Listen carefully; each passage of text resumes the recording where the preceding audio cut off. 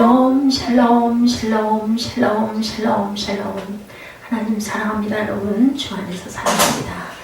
메네데겔 우바르 시민이라는 그런 내용, 다니엘 5장 25절에서 28절까지 중심으로 5장 전체 우리 함께 교독하는 시간 가져봤습니다. 31절까지 있죠. 메대 사람 다리오가 나라를 얻습니다. 결국은 금방 벽에 새겨졌던 그 말씀 그대로 금방 죽죠. 그날 죽임을 당하고 30절에 보면 말한 대로 메대 사람 다리오가 나라를 얻었다. 우리 내용 전체 한번 빠르게 살펴보고 나가도록 합니다. 왜 죽었어요? 벨사살의 교만과 심판 계시로 느부갓네살 왕이 그 꿈 해몽을 통해서 다니엘을 불러서 중책에 명하고 이제 2대째 아들 벨사살이 왕이 됐는데 여전히 교만을 행하고 이스라엘에서 가져온 예루살렘 성전에서 가져온 그러한 금그릇 은그릇을 꺼내서 그걸로 잔치를 열고 술을 마시고 그것까지는 괜찮은데 먹고 마시고 그 다음에 사람이 만든 우상을 사절에 보면 찬양하고 막 그것을 높이는 부분이 나오죠. 그들이 술 마시고는 금, 은, 구리, 쇠, 나무, 돌로 만든 신들을 찬양하는 바람에 결국은 손가락이 벽에 나타나가지고 글자 쓰는 걸 보고 얼마나 놀랐을까요? 저 같으면 아마 기절했을 것 같아요. 자, 그 교만과 심판 계시에 대해서 말씀하고 있는 내용입니다. 느부갓네살의 뒤를요 바벨론 왕이 된 벨사살은 교만해서 하나님의 성전 기명들로 술을 마시고 우상을 숭배하는 죄를 범함으로 분벽에 글씨를 통해 하나님의 심판 계시를 받습니다. 직접 보죠. 누가 나와가지고 얘기를 해준 게 아니라 직접 자기 눈으로 봅니다. 그 글을 해독할 수가 없어서 다니엘이 불려 나오죠. 아마 벨사살의 부인이 알았던 것 같아요. 다니엘이라는. 그래서 걱정하지 말라고 달래죠. 상관없을 거니 걱정하지 마십시오. 왕비가 10절에 왕과 그 귀족들로 말미암아 잔치하는 봄에 들어왔더니 이에 말하여 만숭왕 앞서서 걱정하지 마시옵소서 하죠. 먹고 마심에 대해서 이사야 21장 5절에 그들이 식탁을 베풀고 파수꾼을 세우고 먹고 마시고 마시는도다 너희 고관들아 일어나 방패에 기름을 바를지어다. 너희들 그러다가 망한다는 거죠. 막을 준비를 해라. 하나님의 전 기구에 대해서 다니엘 1장 2절에 주께서 유다왕 여호야김과 하나님의 전 그릇 얼마를 그의 손에 넘기시매 그가 그것을 가지고 신할 땅 자기 신들의 신전에 가져다 그 신들의 보물창고에 두었더라. 예루살렘에 가져온 그 기명들을 이렇게 아주 갖다 여기 창고에다 신전에 있는 창고에 두는 그런 내용이 나타납니다. 사람이 만든 우상을 찬양하다가 그만 이렇게 아주 끔찍한 일을 당하는 부분이 4절에 전쟁에서 승리하는 것은 정복국에서 섬기는 신이 정복당한 그러한 그 신을 이기는 것으로 생각했기 때문에 그들은 자신들의 섬기는 우상들이 이스라엘 하나님 야훼를 이기고 이스라엘을 자신들의 손에 붙였다고 생각을 합니다. 자신들의 신이 그 나라를 이기겠다, 뺏었다 이렇게 생각을 했다는 거죠. 사사기 16장 24절에 보면 백성들도 삼손을 보았으므로 이르되 우리의 땅을 망쳐놓고 우리의 많은 사람을 죽인 원수를 우리의 신이 우리 손에 넘겨주었도다 하고 자기들의 신을 찬양했다라고 나타나 있습니다. 찬송을 우상에게 주었다. 이사야 42장 8절입니다. 나는 야훼이니 이는 내 이름이라 나는 내 영광을 다른 자에게 내 찬송을 우상에게 주지 아니하리라. 그 나라가 지면 하나님의 찬송을 뺏기는 그런 결과가 되어버린다. 부를 수가 없게 된다는 거죠. 벽에 쓴 글씨와 벨사살의 번민이 5절에서 9절에 나타나 있습니다. 벨사살 왕과 신하들이 술을 마시며 우상을 숭배하고 있을 때 사람의 손가락이 나타나서 왕궁 촛대 맞은편 분벽에 글자를 썼어요. 벨사살 왕은 그 광경을 목격하고는 낯빛이 변했는데 저는 이 부분의 5절인가요? 왕이 그 글자 쓰는 손가락을 본지라 6절에 이 왕이 즐기던 얼굴빛이 변하고 그 생각이 변민하여 넓적다리 마디가 녹는 듯하고 그의 무릎이 서로 부딪힌지라 뭐예요? 다리에 힘이 빠져가지고 주저앉는 그런 모습을 여기서 얘기하고 있으면 얼마나 많이 놀랐으면. 벨사살 왕의 명으로 바벨론의 박사들이 모두 모여 글씨 해독을 시도했으나 아무도 당연히 해독할 수가 없었겠죠. 그래서 결국은 다시 누구를 불러요? 다니엘을 부르는 내용이 나옵니다. 마음이 녹았다. 이사야 13장 7절에 그러므로 모든 손에 힘이 풀리고 각 사람의 마음이 녹을 것이라 합니다. 마음이 진동했다. 이사야 21장 3, 4절에 이러므로 나의 요통이 심하여 해산이 임박한 여인의 고통 같은 고통이 나를 엄습하였으므로 내가 괴로워서 듣지 못하며 놀라서 보지 못하도다. 내 마음이 어지럽고 두려움이 나를 놀라게 하며 희망의 서광이 변하여 내게 떨림이 되도다 라고 합니다. 글씨 해독을 요청을 받습니다. 다니엘이 10절에서 12절에 태후에 다니엘 추천이 있었죠. 10절에 그래서 벨사살이 분벽에 쓰여진 글을 해독하지 못하고 번민에 빠져 있을 때 태후가 찾아와가지고 다니엘을 추천을 합니다. 느부갓네살 왕이 하나님 앞에서 교만히 행하다가 뭐 했어요? 그때 7년 동안 고난을 기억하였다면 벨사살 왕도 아들이니까 그걸 알았을 텐데 겸비하여 하나님을 섬겨야 할 텐데 그걸 전혀 다 잃어버리고 결국은 이렇게 교만하다가 이런 벼락을 맞습니다. 능히 꿈을 푸는 자 창세기 41장 15절 요셉 얘기가 나오죠. 바로가 요셉에게 이르되 내가 한 꿈을 꾸었으니 그것을 해석하는 자가 없더니 들은즉 너는 꿈을 들으면 능히 푼다 하더라. 인도자가 되는 의인 잠언 12장 26절에 의인은 그 이웃의 인도자가 되나 악인의 소행은 자신을 미혹한다. 악인은 자기 자신을 속이는 그런 결과가 나타난다는 거예요. 그래서 우리를 돌아볼 줄 알아야 됩니다. 다니엘에게 해독을 요청하는 벨사살이 13절에서 16절에 나타나죠. 벨사살 왕은 다니엘이 분벽에 쓰여진 글을 해독해 자신에게 구하면 자신 내를 상급에 대해서 약속을 하는데도 다니엘은 그것을 사양하죠. 자주 옷을 입히고 금사슬을 목에 두르고 나라의 셋째 치리자를 삼겠다. 이는 왕이 내릴 수 있는 가장 큰 선물이었습니다. 그런데 그것을 사용하는 부분이 17절인가요? 예, 다니엘이 왕에게 대답할 때 왕의 예물은 왕이 친히 가지시며 왕의 상급은 다른 사람에게 주옵소서. 그럴지라도 내가 왕을 위하여 이 글을 읽으며 그 해석을 아뢰리다. 다니엘이 왜 이렇게 그것을 사용했을까요? 아주 고생을 많이 했죠.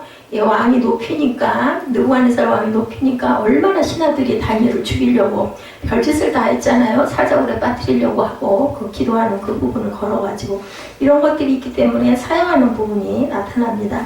벨사살의 이와 같은 약속은 하나님께서 다니엘을 높이시기 위해 이루신 일이었고 마치 요셉이 애굽의 노예로 팔려갔은 하나님을 섬기고 하나님의 복을 받아서 애굽의 총리 대신이 되었던 것처럼 하나님께서는 다니엘에게 높은 지위와 명예를 주셔서 굉장히 오랫동안 거의 한 50여 년 동안 살면서 이렇게 총리의 자리에 계속 있습니다. 마음이 민첩하다고 다니엘 6장 3절에 다니엘은 마음이 민첩하여 총리들과 고관을 위해 뛰어났으므로 왕이 그를 세워 전국을 다스리게 하고자 한지라. 여기에도 나타납니다. 다리오 왕 때도 그러니까 왕을 3대를 모시는 역사가 일어나고 있죠. 얼마나 민첩하고 영리했으면 자 하나님의 비밀을 보이십니다. 아모스 3장 7절에도 주 야훼께서는 자기의 비밀을 그중 선지자들에게 보이지 아니하시고는 결코 행함이 없으시니라. 알리고 나서 심판을 하신다는 거면 성령의 역사에 대해서 고린도전서 2장 10절에도 오직 하나님의 성령으로 이것을 우리에게 보이셨으니 성령은 모든 것 곧 하나님의 깊은 것까지 통달하시니라. 성령이 알게 해주신다. 그래서 우리가 하나님을 깊이 묵상하면 말씀을 통해서 아니면 찬양 중에 아니면 기도할 때 하나님께서는 우리에게 어떤 것들을 깨닫게 하시죠. 그래서 깨닫게 하시는 영입니다. 성령은 깊은 것을 통달케 하시는 영이다. 글씨를 해독하는 다니엘에 대해서 17, 8절에 증거하고 있죠. 느부갓네살 왕에 대한 다니엘의 회고 전에 당신의 아버지가 이러이러했습니다 라고 얘기를 합니다. 다니엘은 하나님께서 벨사살에 붙인 느부갓네살 왕에게 권세를 주셔서 많은 나라들을 정복하고 다스리게 하셨음을 먼저 증거하죠. 또한 다니엘은 느부갓네살 왕이 하나님께 권세를 받았음에도 불구하고 교만히 행하다가 하나님께 징벌을 받아서 왕에서 쫓겨나 들에서 유리하게 되었음을 또한 회고합니다. 즉 교만한 자는 하나님께서 낮추신다는 교훈을 다니엘이 얘기를 하죠. 다니엘은 느부갓네살 왕이 그런 징계를 당하여 하나님의 주권을 깨닫게 되었음을 말하였는데 이는 벨사살 왕이 부친의 경험을 교훈으로 삼지 아니하고 교만하게 행한 것에 대한 책망과 함께 하나님께서 느부갓네살 왕을 징벌하셨듯 벨사살 왕의 교만을 징벌할 것이라는 암시를 내포하고 있죠.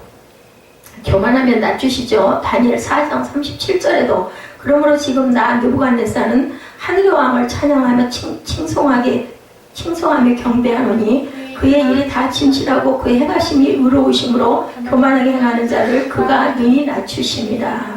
주권자를 세우신 하나님. 17절입니다. 다니엘 4장 17절에 이는 순찰자들의 명령대로요 거룩한 자들의 말대로이니 지극히 높으신 이가 사람의 나라를 다스리시며 자기의 뜻대로 그것을 누구에게든지 주시며 또 지극히 천한 자를 위하여 세우시는 줄을 사람들이 알게 하려 합니다. 이렇게 교만하면 이런 일들이 일어난다는 거죠. 예, 본문 5장 20절에도 보면 그가 마음이 높아지며 뜻이 완악하여 교만을 행함으로 그의 왕위가 폐함받으며 그의 영광을 빼앗기고 사람 중에서 쫓겨나며 그의 마음이 들짐승의 마음과 같았고 들나귀와 함께 살며 소처럼 불을 메우며 그의 몸이 하늘 이슬에 젖었으며 지극히 높으신 하나님의 사람 나라를 다스리게 하며 자기의 뜻대로 누구든지 그 자리에 세우시는 줄을 알게 이르렀다. 그리고 22절에 얘기합니다. 벨사살이요 왕은 그의 아들이 되어서 이것을 알고도 아직도 마음을 낮추지 아니하고 23절에 도리어 자신을 하늘의 주제보다 높이며 그의 성전 그릇을 왕 앞으로 가져다가 왕과 귀족들과 왕후들과 호궁들이 다 그것으로 술을 마시고 왕이 또 보지도 듣지도 알지도 못하는 금은고리 쇠와 나무 돌로 만든 신상들을 찬양하고 도리어 왕의 호흡을 주장하시고 왕의 모든 길을 작정하시는 하나님께는 영광을 돌리지 아니한지라. 이러므로 그의 앞에서 이 손가락에 나와서 이 글을 기록하였나이다. 정확하게 이렇게 얘기를 합니다. 자, 25절에 보니까 메네메네 데겔 우바르신이라는 뜻이 나타나죠. 분벽에 쓰인 글자는 메네메네 데겔 우바르신이었는데 다니엘은 이를 해독합니다.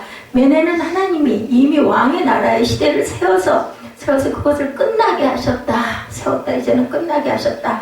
데겔은 왕이 저울에 달려서 부족함이 보였다. 너는 부족하다라는 거예요.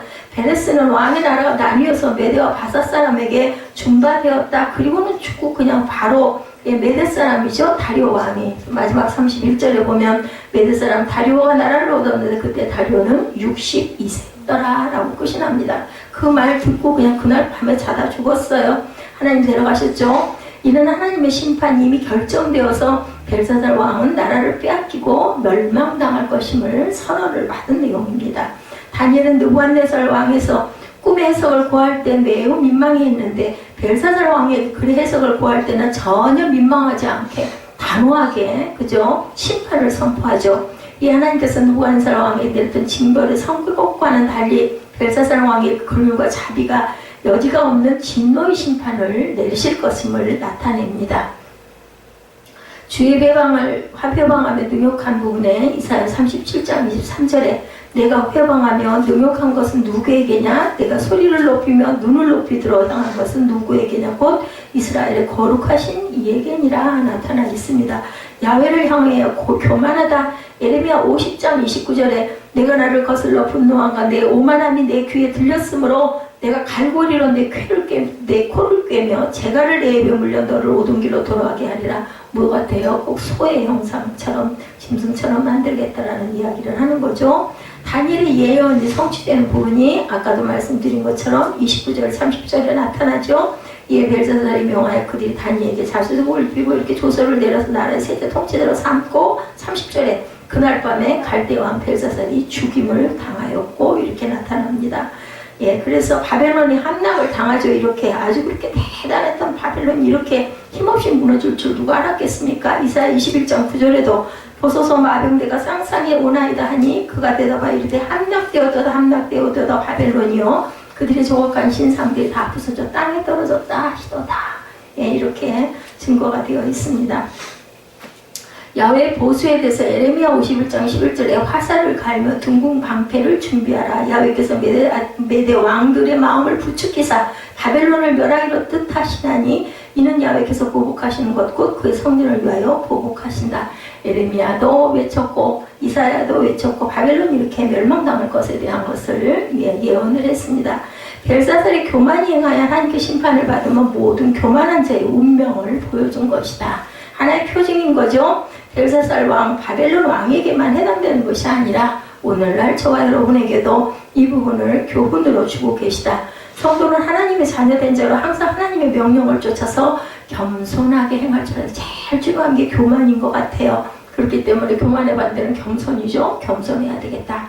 하나님의 축복하심을 받으며 다니엘과 같이 성령의 충만함을 받아서 하나님의 뜻을 항상 깨달을 줄 알아야 된다. 그래서 그 부분이 바로 깨어 있어야 된다는 거죠. 그래서 바벨론 제국이 갑자기 멸망하게 되는 과정 중에 있었던 신비한 사건에 관한 이야기가 오늘 나타나 있습니다.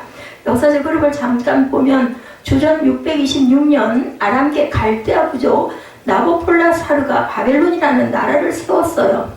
예, 그 주전 그리고 612년 당시 패권을 장악하고 있던 아수르를 멸망시킵니다. 누가? 예, 바벨론이.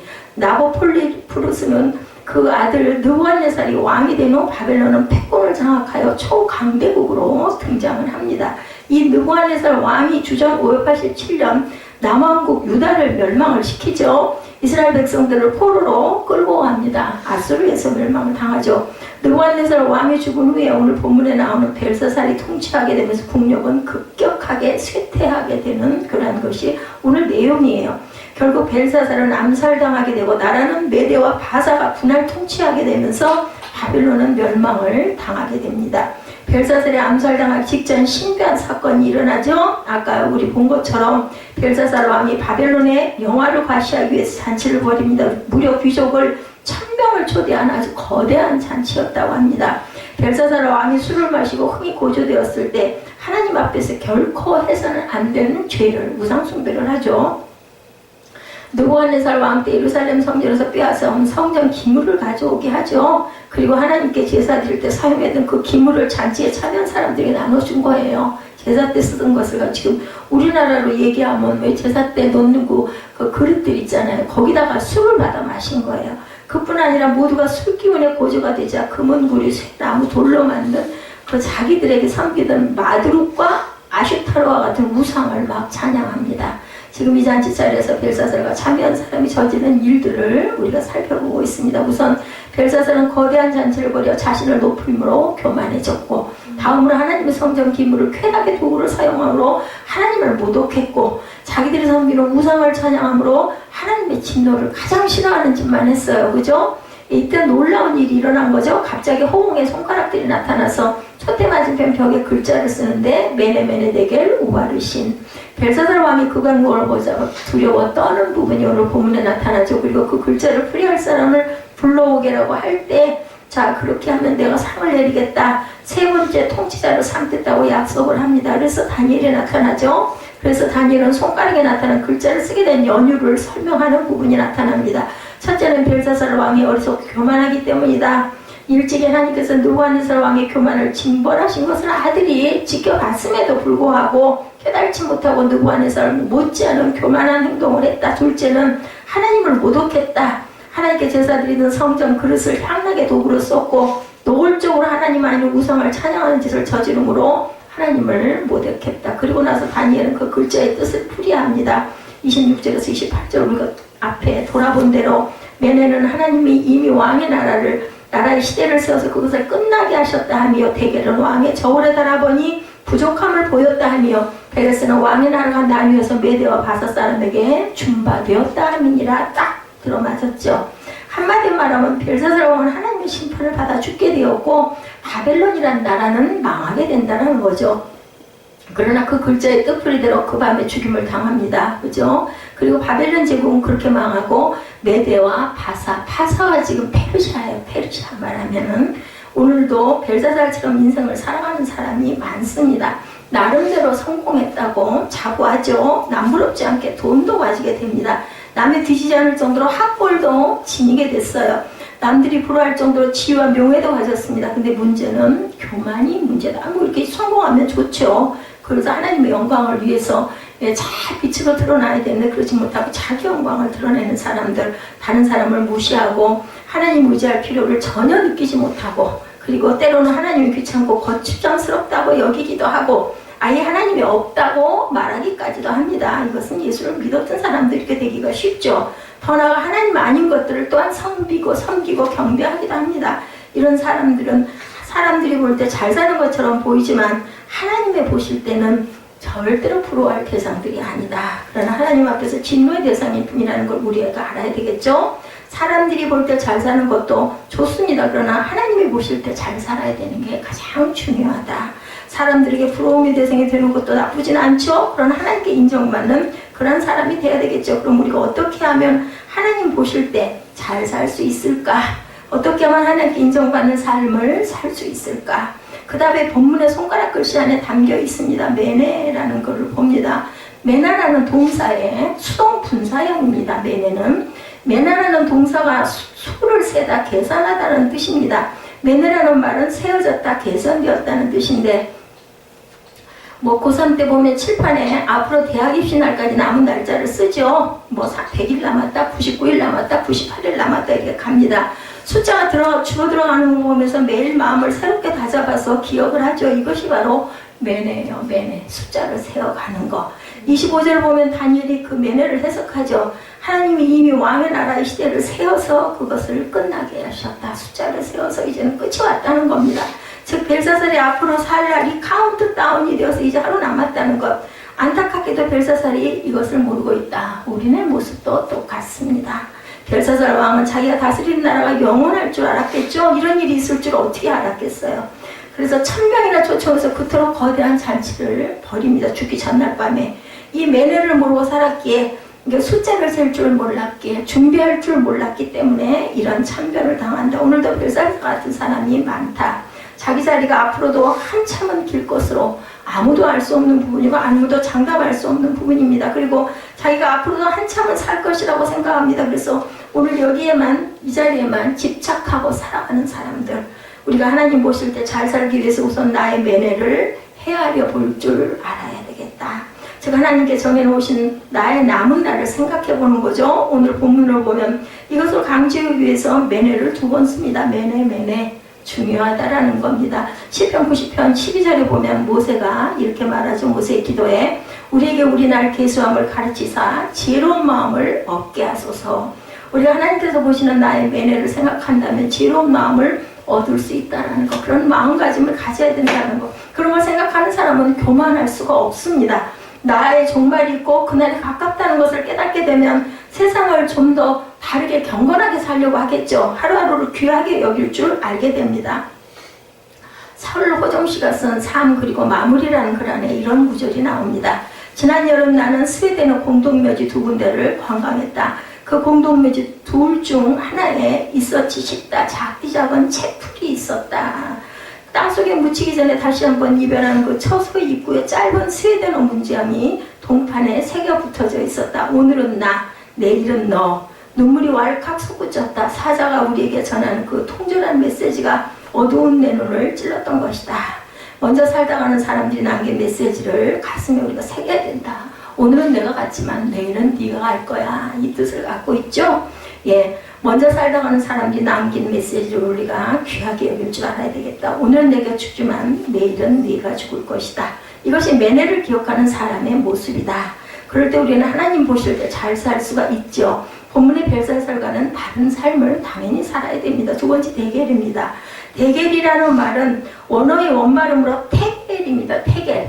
이 말은 테겔이라는 동사의 수동분사형인데 테겔이라는 동사가 무게를 재다라는 뜻이니까 대겔이라는 말은 무게가 재어졌다라는 뜻을 갖고 있습니다. 얼마 전 병원에서 어떤 광경에 다이어트에 몰두하고 있는 것으로 보이는 20대 후반의 여자분이 문을 열고 들어왔다고 합니다. 그리고 의기양양에게 체중기에 딱 올랐습니다. 그런데 갑자기 표정이 어두워졌어요. 실망한 표정으로 고개를 떨구고 힘없이 나갑니다. 자기 체중을 재고 그것을 있는 그대로 알게 된 거예요. 이게 바로 대겔. 자신의 모습을 온전히 볼 줄 알아야 된다. 그죠? 25절에 다니엘이 대겔이라고 해석합니다. 대겔은 왕을 저울에 달아보니 부족함이 보였다 하며 이렇게 얘기하죠. 아까 풀이에. 하나님께서 벨사살을 쭉 지켜보시니까 한나라를 다스리는 왕으로 한 년 미달이었다라는 겁니다. 벨사살은 자기가 대단한 왕이라고 착각을 했지만 사실은 하나님이 보시기에 정말 온전치 않은 왕이었다라는 거죠. 오늘도 벨사살처럼 사는 사람이 많을 겁니다. 자기는 대단한 존재인 줄 알고 남들도 다 그렇게 나를 생각하겠지 이런 착각을 하고 사는 사람들, 조그만 업적을 하나 이루면 그것을 대단하게 생각하고 자랑하고 드러내고 그리고 자기만 보던 사람을만 무시하고 자기의 부족함은 결코 생각을 못합니다. 그래서 교만하고 착각 속에서 살아가는 사람들, 우리가 하나님께서 보실 때 잘 살기 위해서 대개를 생각할 줄 알아야 되겠다. 하나님께서 달아보실 때 과연 나는 어떤가 두려운 마음으로 떨리는 마음으로 그것을 기억하고 생각할 줄 아는 지혜로운 삶을 살아야 되겠다 한 거죠. 자, 교묘한 방법으로 군대를 가지 않은 사람들에서부터 허위로 학력을 속인 사람들, 자녀의 위장 전입한 사람들, 군대 안 가려고 자, 비타민 C라는 것을 얘기하고 있습니다. 식약청 조사 결과가 발표돼서 충격을 받는 사건이 일어나는데 웰빙 바람을 타고 소비가 급증하고 있는 비타민 C 음료 제품이 대부분 함량 미달 허위 표시였다라는 겁니다. 그것도 대부분 국민들이 믿을 만한 유명 제약회사 제품들이 그랬다고 합니다. 그래서 그러한 사람들이 바로 함량 미달인 이러한 사람들이 속해 있다라는 거죠. 그래서 세금도 이런 부분으로 탈취를 하는 사람들, 결국은 함량 미달이 된 것이 자신의 함량 미달인 것을 알아야 된다. 교회 지도자들, 그리고 또한 함량 미달인 성도들, 하나님을 실망시켜드리고 있다는 것을 우리가 알아야 된다. 우리가 하나님을 기쁘시게 해드리려면 이런 대결을 깊이 생각할 줄 알아야 되겠다. 내 함량은 어떠한가를 봐야 되겠죠. 오바르신입니다. 세 번째. 그리고 라는 뜻의 접속사 우와 바르신이 합해진 말, 예, 같이 붙은 말인데 우와 바르신, 우 플러스 바르신입니다. 여기서 바르신이라는 말에 초점을 맞춥니다. 이 바르신이라는 말은 원어 발음으로 파르신입니다. 이 말은 페라스라는 말의 수동 분사형인데 페라스가 둘로 쪼개다 나눠라는 뜻을 가지고 있습니다. 그래서 바르신은 둘로 나눠진다는 뜻이 됩니다. 28절에서 다니엘이 이 말을 해석하죠. 베레스는 왕의 나라가 나뉘어서 메대와 바사 사람에게 준바되었다 함입니다. 이렇게 해석을 한 거죠. 하나님께서 벨사사를 평가해보니 그 결과 즉 대결이 함량 미달이어서 저를 심판하시기로 하셨다라는 뜻이에요. 그래서 저가 죽게 되고 그 나라를 망하게 하셔서 그 나라가 메대와 바사 둘로 나뉘게 되었다.